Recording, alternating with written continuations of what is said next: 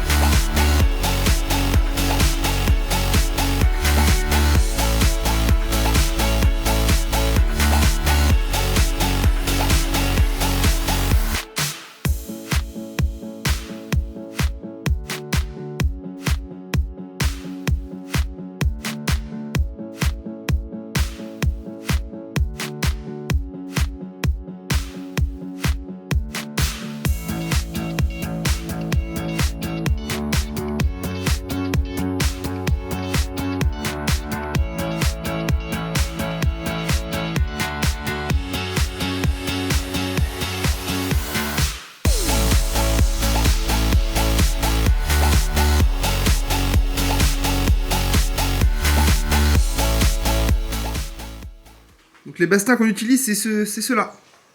Ils font 5 mètres de long, 150 de large pour 68 d'épaisseur. Il me semble que c'est quelque chose comme ça. Ça va permettre de les mettre entre les deux. Large parce qu'il n'y a que 3 mètres entre les deux. Entre les deux mezzanines, il y a 3 mètres. Mais après, on pourra les utiliser pour remplacer les autres poutres qui sont abîmées. On voit un petit peu ici et dans l'angle ici et surtout là-bas. Il y a des poutres d'abîmées. On va pouvoir les réutiliser, donc c'est pas perdu. Hein, on voit bien que là-bas, elles sont toutes abîmées. Hein. Je sais pas si vous voyez bien. Mais voilà, elles sont abîmées, donc on va pouvoir les remplacer, celles-ci là qui ont pris un peu l'humidité, par celles du milieu. Donc ça, c'est quand on aura fini tout là-haut avant, hein, bien sûr. On a besoin de cet étage pour pouvoir poser le placo plus tard, etc. Et dès qu'on sera là-bas, on enlèvera le milieu, et puis voilà.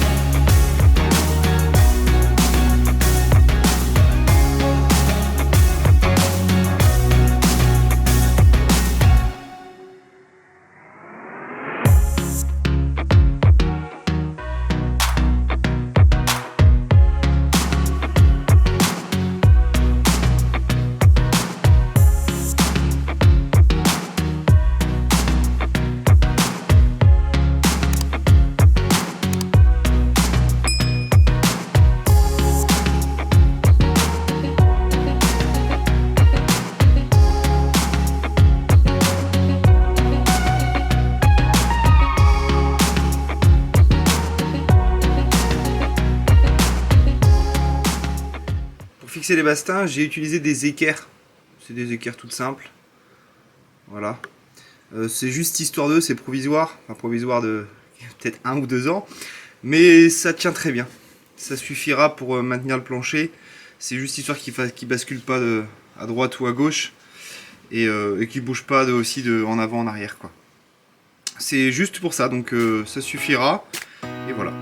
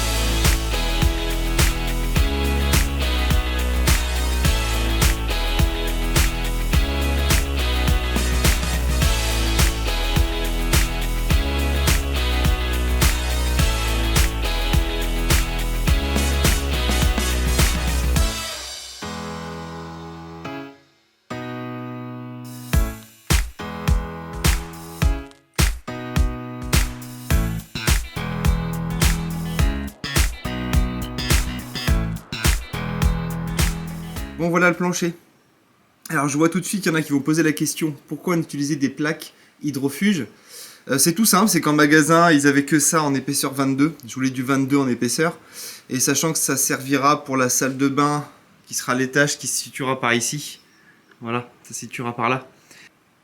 Donc on va s'en servir pour pouvoir passer de l'autre côté.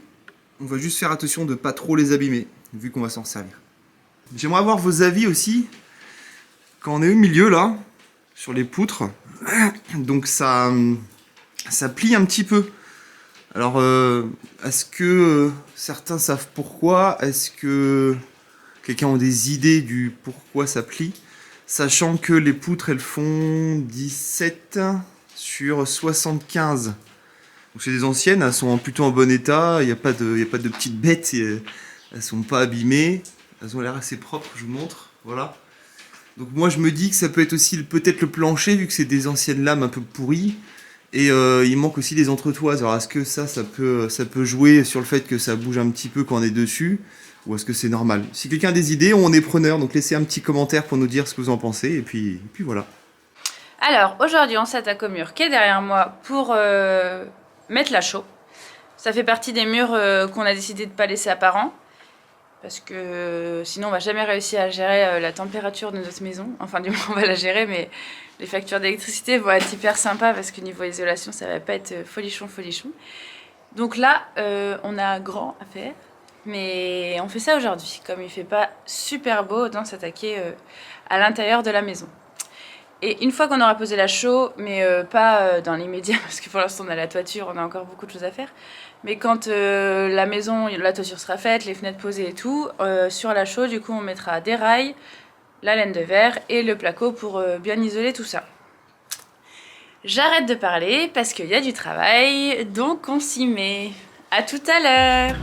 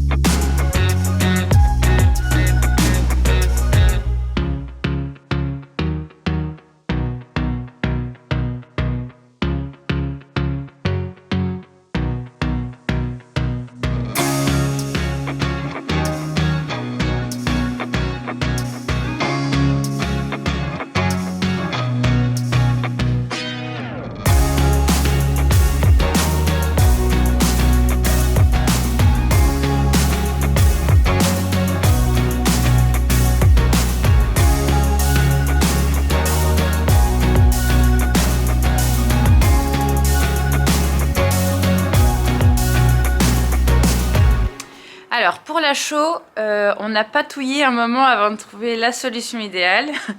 On a essayé projeter, on a essayé projeter de façon manuelle, on a essayé projeter avec un outil spécifique, on a essayé de la mettre à la main, on a essayé beaucoup de choses. Ça paraît tellement facile quand on regarde les autres faire sur les tutos, mais nous, a priori, c'était pas inné.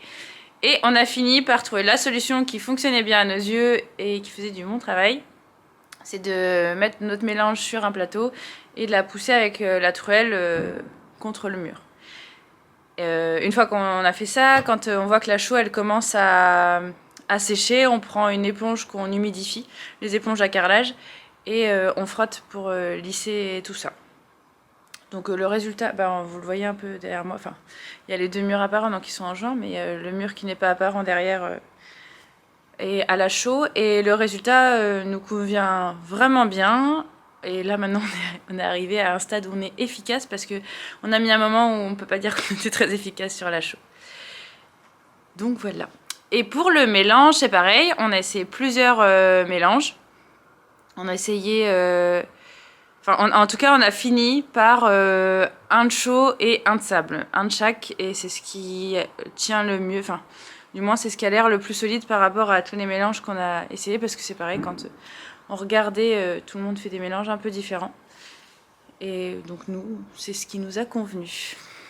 Je vous montre la chaux qu'on a utilisée. C'est de la chaux... Je vais vous montrer ça mieux quand même. Tac. C'est de la chaux hydraulique 3.5. On trouve ça à peu près dans tous les magasins de bricolage. Ça coûte pas très cher, donc c'est le top. Et puis elle est plutôt pas mal. Enfin, en tout cas pour l'instant on en est vraiment très content. Voilà le petit résumé sur la chaux.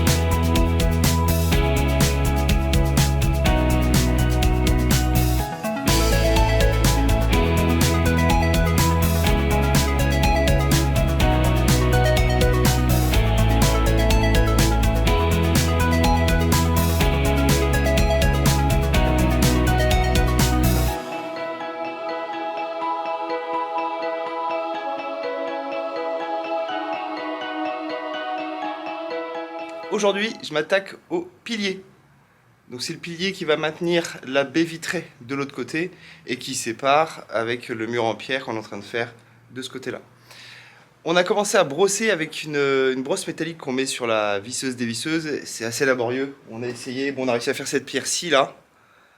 On a mis quand même à peu près 10 minutes, un quart d'heure à faire juste une pierre, sachant qu'il y a quand même tout le mur à faire. Hein. Et que forcément en haut c'est pire. C'était une grange qui est assez humide, donc évidemment c'est pas simple. Pour ça, j'ai acheté un nouvel outil. donc beaucoup plus large. Je pense que ça va être beaucoup plus rapide. Et on va tester ça de suite ensemble. Alors, concernant l'outil, c'est assez simple, c'est une brosse métallique qui est sur... c'est ce qu'on appelle en fait un rénovateur extérieur. Ça sert souvent pour les terrasses. On peut poncer le bois avec et on retrouve le bois tout neuf. J'ai mis le lien en description, vous pouvez retrouver. Donc c'est la marque Phare. J'ai pas encore testé, mais ça m'a l'air pas mal. On peut mettre un aspirateur dessus. C'est électrique, ça fait 1300 watts.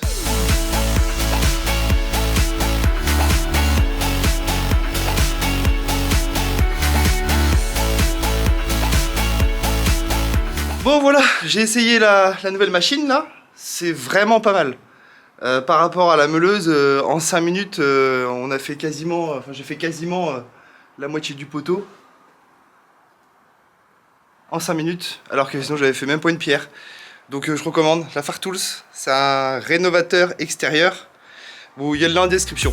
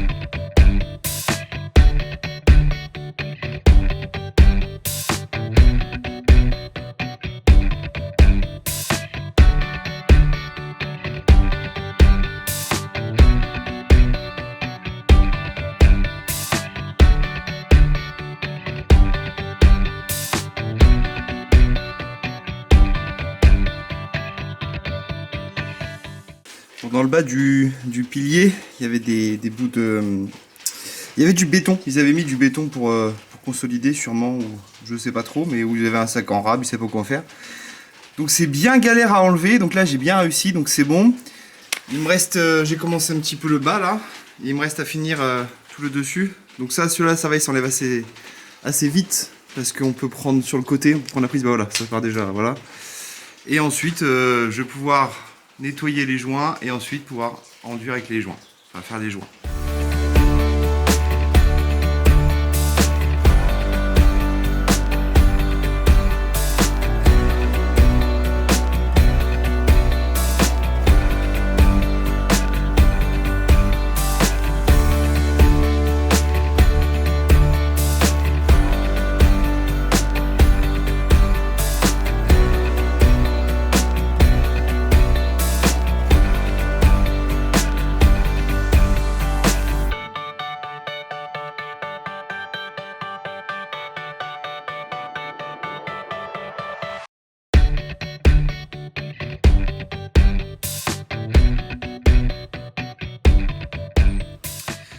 Donc j'ai gratté, j'ai frotté avec la brosse métallique pour enlever tout ce qui traînait. Ensuite j'ai aspiré pour qu'il n'y ait pas de poussière. Et là j'ai mis de l'eau pour pouvoir ensuite faire les joints.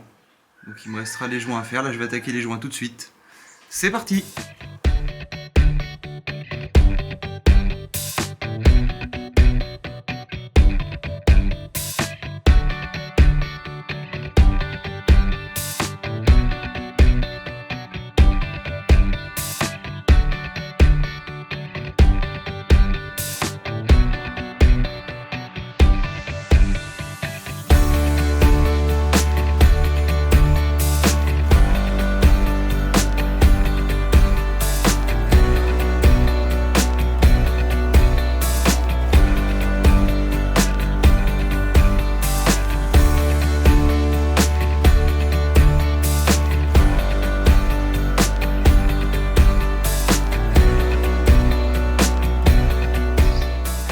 Bon, le jointage est fait là.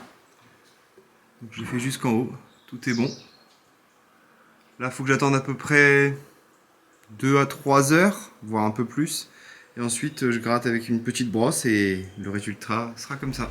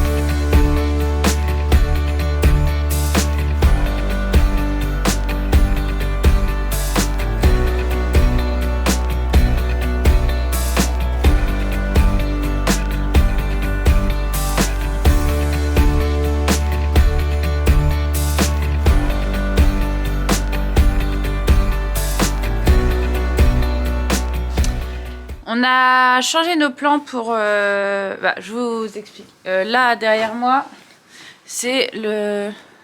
Alors, vous voyez, en bas, il y a le vide. Et là, c'est celui qu'on disait qu'on va faire tomber. C'est pas la mezzanine, c'est ce qu'il y a entre les deux mezzanines.